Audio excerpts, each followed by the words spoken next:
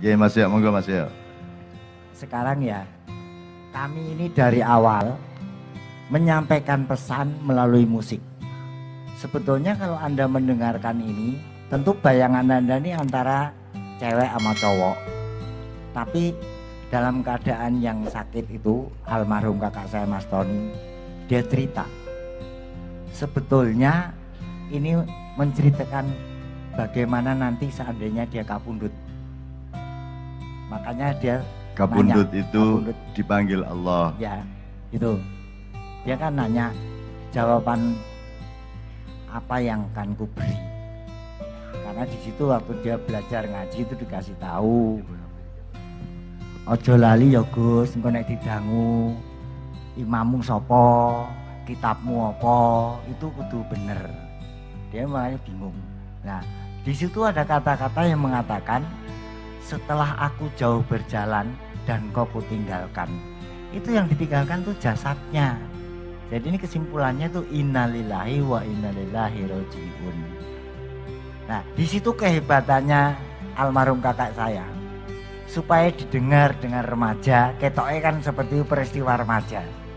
Sebetulnya itu sangat dalam menceritakan bahwa kalau nanti kita dipanggil oleh Allah Subhanahu wa taala, jangan sampai keliru, gitu loh.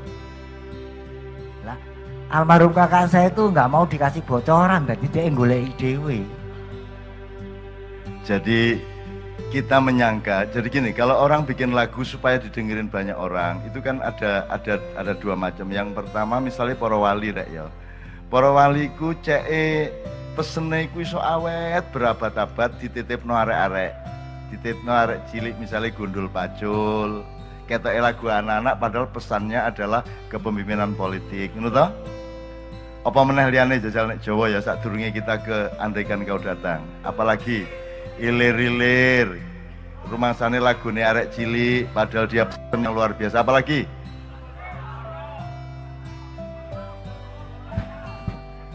Apalagi Dik? Jublak suweng. Oke, nanti kita nyanyikan yang Mas Nomo engko nyanyi Jawa sing lawas-lawas karo sing lagu sing anyar-anyar nggih Mas Nomo nggih.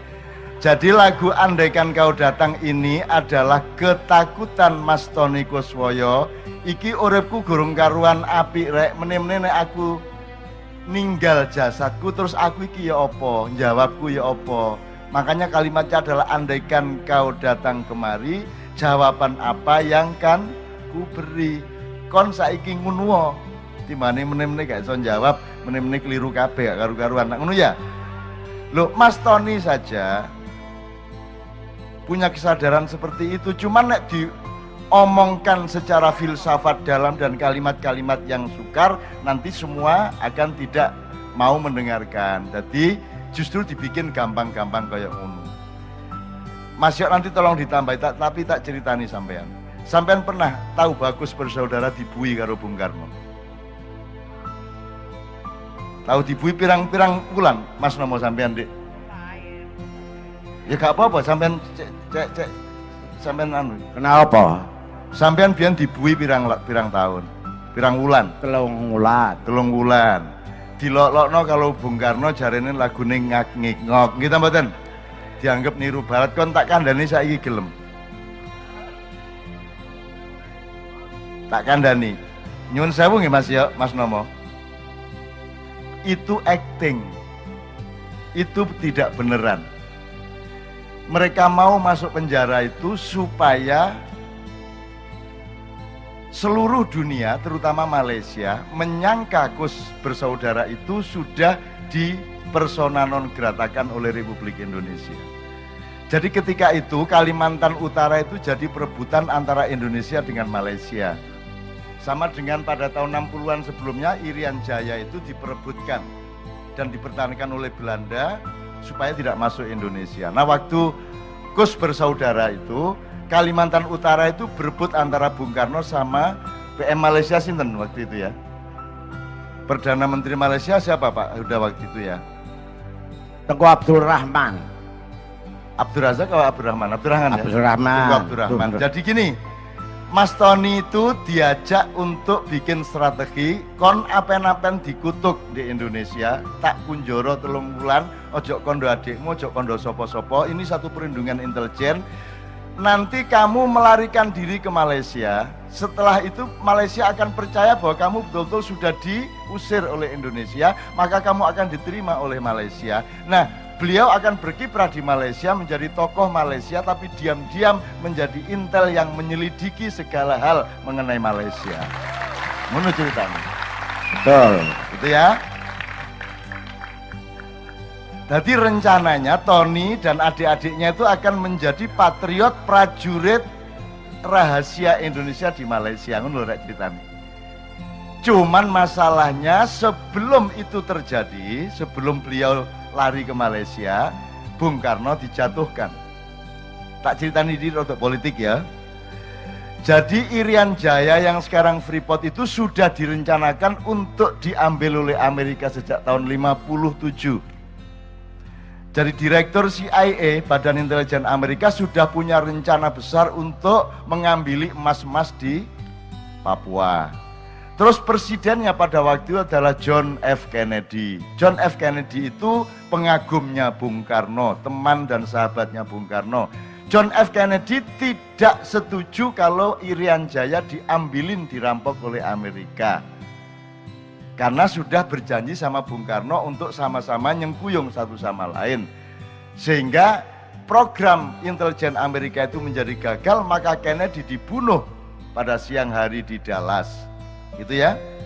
Begitu Kennedy dibunuh, Bung Karno kehilangan teman di Amerika, dan 4 menit setelah John F. Kennedy dibunuh, wakil presiden yaitu Lyndon B. Johnson dilantik menjadi presiden Amerika yang baru. Waktu itu pelantikannya di atas pesawat, karena di Amerika itu begitu presiden meninggal tidak boleh ada vakum politik, maka secepatnya harus dilantik presiden yang baru.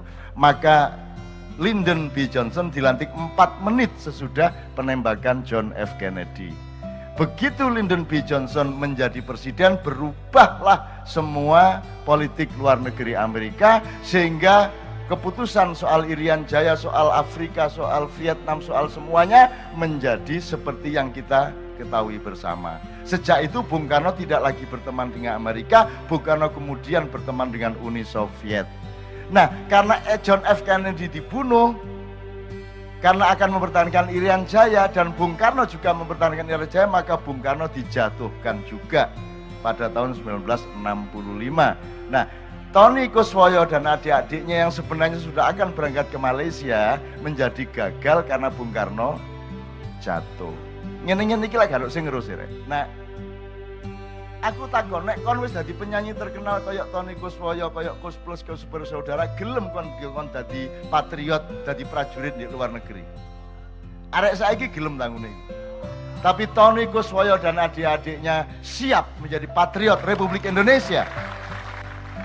Mengorbankan karirnya, gelem dibui, gelem dielek-elek di koran kayak Bung Karno itu benci betul sama mereka. Padahal tidak sebenarnya. Dan itu saya sampai hari ini kagum luar biasa kepada Mas Tony, Mas Nomo, Mas Yon sama Mas Yo. Dan itu yang menyebabkan saya minta kepada Pak Fathul Huda, Pak, mbok tolong aku nang Tuban kali ini, aku dibarengno di panggung karo Mas Nomo, karo Mas Yon, karo Mas Yo. Nah, akhirnya beliau berdua datang, Mas Yon kebetulan sudah ada acara. Jadi malam hari ini teman-teman sekalian, mudah-mudahan ini adalah liqaun azim, pertemuan agung yang ditakdirkan oleh Allah Subhanahu wa taala. Hadirnya beliau berdua bukan hanya supaya Anda menghargai Kus Plus dan Pak Kuswoyo, tapi juga supaya Anda semua memiliki kesadaran terhadap leluhur-leluhur kita, pahlawan-pahlawan Tuban, dan sesepuh-sepuh tanah Jawa yang semuanya sebenarnya pintunya adalah Tuban. Ngoten nggih? Oke, jadi sekali lagi tepuk tangan untuk Mas Nomo sama Mas Yon.